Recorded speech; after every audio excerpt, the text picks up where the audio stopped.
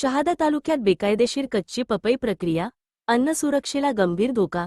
शहादा तालुका परिसरात बेकायदेशीररित्या कच्च्या पपईची प्रक्रिया सुरू असल्याचा धक्कादायक प्रकार समोर आला आहे.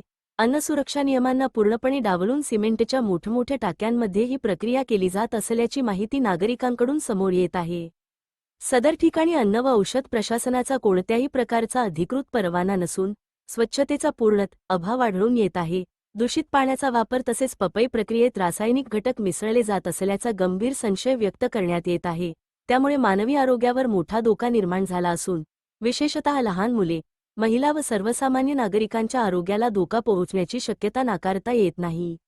धक्कादायक बाब म्हणजे या ठिकाणी काम करणाऱ्या लहान मुले व महिला कामगारांना कोणत्याही प्रकारची सुरक्षा साधने उपलब्ध करून दिली जात नसून अपघात किंवा जीवितहानी होण्याचा धोका कायम आहे.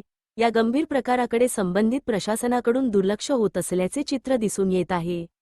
त्यामुळे नागरिकांमध्ये तीव्र संताप व्यक्त होत असून तात्काळ छापे टाकून दोषींवर कठोर कारवाई करण्यात यावी, अशी जोरदार मागणी नागरिकांकडून केली जात आहे.